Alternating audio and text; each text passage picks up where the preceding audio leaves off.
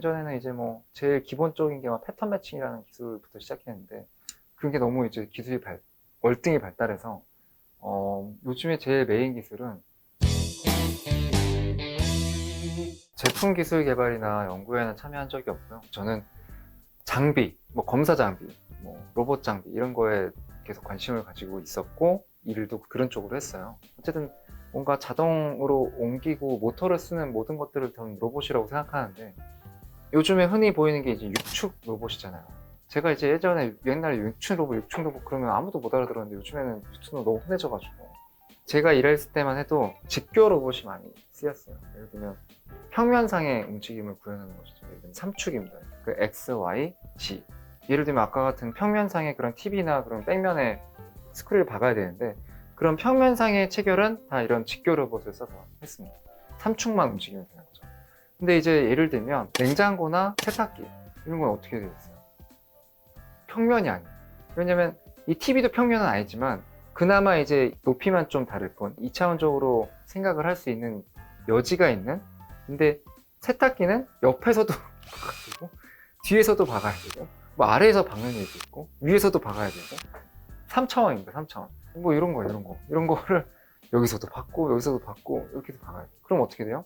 이건 직교로 해결할 수가 없어요. 직교는 여기만 할 수 있거든요. 여기는 할 수가 없어요. 그럼 이제 축이 추가돼야 되잖아요. 그래서 6축 로봇이 돼요. 이게 X축이라고 봤을 때 X축에 각도를 주면 어떻게 돼요? 뭐 이렇게도 되는 거죠. 그럼 X축에도 각도를 주고 Y축에도 각도를 주고 G축에도 각도를 주다 보면 6축 로봇이 되는 거죠. 그래서 로봇팔이라는 게 나오게 돼요. 각도를 이렇게 주면 어디든지 갈 수 있잖아요. 어디든지. 그리고 동시에 생각해 보면 평면상의 검사는 카메라를 이용한다면 근데 세탁기는 여기도 검사해야 돼요. 반대로 여기에 자동 스크류기를 달면 이제 스크류를 박을 수 있는 거고 유축 로봇 끝에 카메라를 달 수 있으면 카메라로 검사도 할 수 있는 거죠. 어디든지. 그런 쪽으로 기술을 많이 연구했고 거기에 해당되는 기술은 사실 비전 기술이죠. 예전에는 이제 뭐 제일 기본적인 게 막 패턴 매칭이라는 기술부터 시작했는데 근데 요즘에는 제일 메인 기술은 스크래치를 발견하는 거예요. 스크래치는 되게 애매하거든요. 이 화면에 스크래치가 조금 있어요. 이게 스크래치인가 먼지인가 구별하기가 굉장히 힘들어요. 그러니까 각도도 막 이렇게 봐야 돼요. 사람이 봐도 잘 몰라요. 닦아봐야 돼요. 그러니까 그런 기술들 그게 되게 좀 요즘에는 굉장히 어려운 난제 중에 하나입니다. 예를 들면 배터리 공정에서 요즘 배터리가 또 핫하잖아요. 배터리를 만드는데 그런 양극재나 이런 표면에 스크래치가 있으면 안 되거든요. 메인 불량 중에 하나니까. 그럼 그 스크래치를 어떻게 발견하냐. 그런 것들이 좀 최근에 제가 어려운 기술 중에 하나로 알고 있습니다. 제가 사내벤처 때 스마트 헬멧을 만든다는 제안을 했어요. 왜냐면 그때는 스키용 스마트 헬멧이었어요. 스키장 기본적으로 장갑을 끼고 있어요. 근데 저희가 지금 투지폰에 그 버튼 누르는 폰이 아니잖아요. 무조건 터치잖아요. 터치는 정전기로 이루어지는 건데 그럼 이제 그 정전기 일으키려면 손이 찍어야 되는데 스키장에선 또 여기저기 막 이상한 데다가 폰을 넣을 수밖에 없고 그렇게 되면 전화가 오는지 자체를 모르는 거예요. 물론 이어폰 끼고 타면 받을 수 있겠죠. 근데 그것도 위험하니까 어차피 안전이 대두되고 있고 헬멧의 필요성이 되게 늘어나고 있는데 헬멧을 통해서 귀로는 듣고 입으로는 말하고 볼 수 있는 눈이 헬멧 안쪽에 다 있는데 여기에 핸드폰의 기능을 넣으면 어떨까. 보고 듣고 말하고 이 세 가지만 해결할 수 있으면 핸드폰과 똑같다. 보고 듣고 말할 수 있는 유일한 매체인 이 스마트폰을 그 기능의 일부분을 헬멧에 넣으면 어떨까로 시작한 게 이제 저희의 프로젝트였습니다. 그게 저희 팀 이름이 에스키모였어요. 에스키모. 왜 에스키모인지 알아요? 에스키모가 ESKIMO잖아요. 일렉트릭 스키 모자. 그래서 저희 팀 이름이 에스키모로 시작했습니다. 그래서 영어도 쓰고 막 한자도 쓰고 근데 이름 잘 지었던 것 같아요. 그때 시절이었습니다. 어쨌든 그래서 야심차게 출발했죠. 귀로는 듣고 블루투스 기능이 있으니까 말하고 뭐 통화할 수 있으니까. 근데 보이는 게 왜 필요했냐면 슬로프를 그려준다든지 지도를 그려준다든지 내 친구의 위치를 보여준다든지 이런 게 있으면 되게 좋겠다라고 생각해서 그때 이제 HUD 기술이 이제 막 나오기 시작할 때였어요. 뭐 구글 글래스나 약간 그런 것들이 막 시제품으로 나왔을 때라서 이 HUD 기술을 좀 써보자라고 했는데 쉽진 않더라고요. 왜냐면 너무 비싸고 HUD는 사실 렌즈 기술인데 자동차는 사람과 그 대시보드의 그 유리가 거리가 있어요. 그리고 제가 투영하려는 그 대상체도 멀리 있어요. 근데 바이저는 여기 있고 여기 안경 바로 앞에 있어요. 그래서 이 눈과 이 대상체의 거리가 너무 짧아서 그걸 구현하기가 되게 그때 시절에 되게 어렵더라고요. 되게 많이 알아봤어요. 그래서 과감하게 포기를 하고 듣고 말하는 거나 한번 해보자. 그렇게 이제 시작을 했습니다. 근데 나중에는 그런 HUD 기술이나 이런 것들은 제가 요즘에 전시회 다니다 보면 선글라스나 좀 고글에도 HUD를 넣어서 이제 갖고 나오는 친구들이 간간히 있더라고요. 근데 기술은 많이 올라왔구나. 언젠가는 그냥 곧 바이저에 쏠 수 있는 그런 기술도 저는 탑재를 좀 하고 싶고요. 자전거 헬멧은 사실 지금 저희가 듣고 말하는 그런 블루투스는 없고 뭐 당연히 LED는 너무 쉬운 거기 때문에 방향 지시등을 표시해 주는 것도 했는데 사실 제일 필요한 거는 어떻게 보면은 블랙박스라는 생각이 좀 들더라고요. 너무 사고율이 많고 저희가 비세이프라는 캠페인을 통해서 영상들도 제보를 받고 사고 사례들도 이제 봤는데 생각보다 사고가 굉장히 많이 나요. 저도 이제 가끔 자전거를 타지만 저도 무서워요. 저도 타다 보면 특히 밤에 이게 잘못 저까지 쪼렙은 이게 금방금방 넘어지더라고요. 그럴 때 어쨌든 상대와의 잘잘못은 따지거나 제가 사망했을 경우도 있을 거잖아요. 그랬을 때 블랙박스가 좀 절실하구나. 그럼 이런 블랙박스를 카메라를 헬멧에 그냥 달면 되겠나? 절대 안 됩니다. 일반 카메라를 그냥 헬멧에 넣으면 사람 안 그래도 고개를 제일 많이 흔드는데 특히 밤에는 뭐 절대 보이지도 않을 거고 필수로 들어가야 되는 게 그래서 스테빌라이제이션.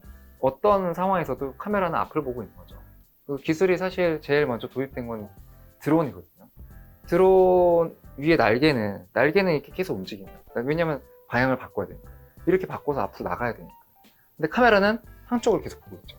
근데 그런 기술들이 이제 점점 더 소형화되고 있고 점점 더 되게 초박형 되고 있어서 그런 기술들을 사용해서 이 앞쪽에 좀 카메라를 배치한다면 되게 좋지 않을까 이런 생각들을 좀 하고 있습니다.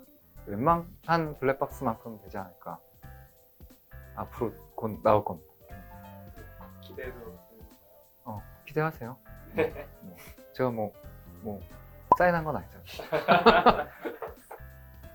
제가 하는 비전검사는 약간 작은 면적을 확대해서 크게 보는 그런 업무가 되게 많았어요. 근데 안면인식 같은 경우에 넓은 공간에 사람의 얼굴을 인식하는 기술이잖아요. 중국은 사실 그런 기술들을 굉장히 오래전부터 연구를 했고 데이터베이스도 많아가지고 제가 이제 중국 출장을 많이 가다 보니까 느낀 거는 어쨌든 출입국 심사에도 항상 카메라 안면인식이 들어가 있거든요.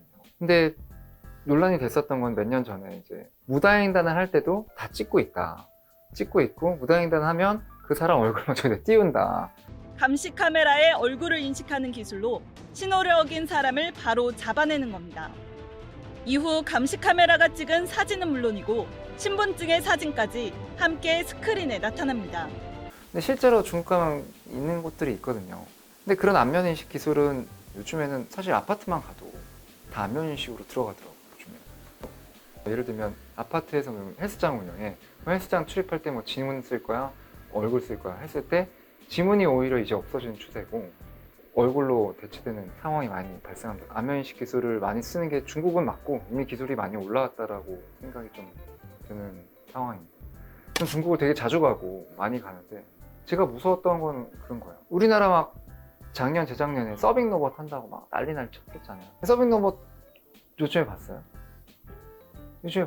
그렇게 사고 광고도 하고 하더니 사실 이게 불편한 거예요. 왜냐면 세팅하기도 불편하고 내가 빨리 가면 되는데 느리게 가니까 답답하니까 그 로봇을 밀고 사람이 로봇을 밀고 가. 그런 상황이 발생할 정도로 이게 약간 아직은 좀 시기상조 아닌가?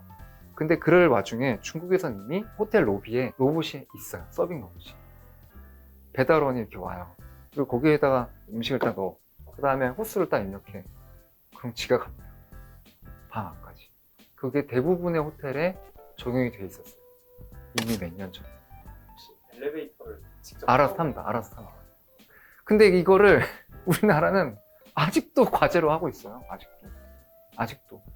근데 그 이유가 뭔지 얘기를 좀 들어보니까 중국은 이건 나 로봇 서빙 로봇으로 배송 서비스 할래.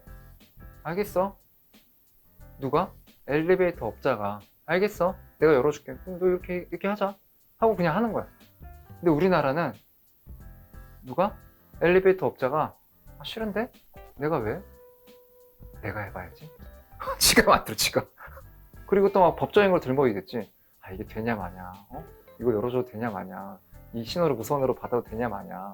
그리고 또 호텔 허락 받아야지. 호텔. 그러면서 못하는 거예요. 그러면서 해보지도 않았는데 우선 자기 이익을 생각하는 거예요. 해보지도 않았는데 우선 해보고 이렇게 되니까 이익을 이렇게 나누는 게 어때? 이게 아니고 하기 전에 우선 이익 놔두다 끝나는 거예요. 아야, 내가 열어줬으면 나한테 돈을 줘야 되는 거 아니냐? 말도 안 되는 거지만 내가 갔잖아 임마. 내가 엘리베이터 탔잖아. 그게 우리나라의 현실이에요. 규제나 그런 벽이 많은 것 같습니다. 우리나라는 뭘 하든. 제가 헬멧 한다 그러면 다들 놀래거든요. 놀래기도 하고 또 제가 헬멧 하는데 또 로봇도 이렇게 하고 있으면 또 놀래는 거죠. 그래서 헬멧을 하면서 로봇을 하는 건 좀 어렵긴 하더라고요. 왜냐면 사람들이 왜? Why? 근데 제가 끊임없이 어쨌든 연구소도 운영하고 그런 과제들도 하면서 했던 것들이 되게 많거든요. 로봇을 이용한 과제라든지 뭐 자동화 과제라든지. 저는 아직 늦지 않았다는 생각이 들고 지금 하고 있는 그런 과제들이나 이런 면면들을 봤을 땐 아직 저희도 늦지 않았다. 할 게 굉장히 많다. 제 회사 이름을 아날로그 플러스라고 진 건 내 주변에 디지털이 어디 있지? 내 주변에 로봇이 어디 있지? 그래봤자 저를 찍고 있는 이 카메라, 마이크 디지털, 얘 디지털 말고는 여기 로봇이 있으니까 뭐가 있습니까? 근데 이런 것들이 하나하나 바뀌려면 굉장히 많은 시간이 필요하고 많은 것들이 바뀌어야 되는데 이런 아날로그적인 것들에 플러스 될 수 있는 기회가 아직 많다라고 생각해서 저는 아날로그 플러스라고 지은 만큼 할 것들이 많다고 생각합니다. 사실 이제는 코딩도 GPT가 해주는 마당이에요. 약간의 감과 약간의 센스 그리고 약간의 끈기와 노력 그리고 테스트만 하면 충분히 여러 가지를 해볼 수 있는 기회가 많을 거라고 생각하고 우리 회사도 그런 걸 할 수 있을 거라고 생각합니다. 제가 며칠 전에 심사했던 과제인데 우리나라 사람들이 10년 전만 해도 해외로 이민 가서 제일 많이 하는 업종이 뭔지 알아요? 옷을 만들어 파는 거예요. 옷 디자인, 봉제, 가공 해서 파는 겁니다. 도매로, 소매로. 근데 그게 이제 중국 분들 때문에 많이 밀렸다고는 하는데 어쨌든 그런 봉제 기술들이 우리나라 사람들이 되게 잘했고 지금도 동대문이나 어디 가면 그런 봉제 공장 많은데 그런 말씀 하시더라고요. 봉제 공장 취직하려고 합니까? MZ가? 절대 안 하거든요. 그럼 X세대는 하려고 했을까요? 안 했겠죠. 그래서 지금 봉제 공장에 일하시는 분들은 눈이 침침한 할머니, 할아버지가 대다수입니다. 그럼 그분들이 떠나면 누가 할까요? 할 사람이 없어요. 기술 다 해외로 줘야 되나요? 그런 게 아니라는 거죠. 우리나라에서도 그런 제조업을 기반을 닫고 싶은데 자기는 그런 봉제 기술이 있고 그래서 나는 이 로봇을 다루는 업체와 함께 자동 봉제 장비를 만들겠다 라는 그런 내용이었어요. 되게 좋은 말이잖아요. 봉제 기술이라는 게 그냥 밀고 나가면 되는 게 아니잖아요. 옷을 이렇게 옮기기도 해야 되고 잘 잡고 있기도 해야 되고 잡아가지고 이렇게 봉제도 해야 되고 근데 그런 것들을 자동화한다면 되게 좋은 일이잖아요. 약간 그런 것처럼 여러 가지 생활에 도움되는 일들을 기술에 접목시키면 좋지 않을까 생각하고 있습니다. 제가 너무 말이 많아요. 여러분들의 구독과 좋아요가 있으면 이 다음 차수도 계속 원활하게 만들 수 있겠지만 그 구독과 좋아요가 없으면 여기 같이 하시는 분들이 힘이 나겠습니까? 여러분들의 구독, 좋아요 부탁드립니다.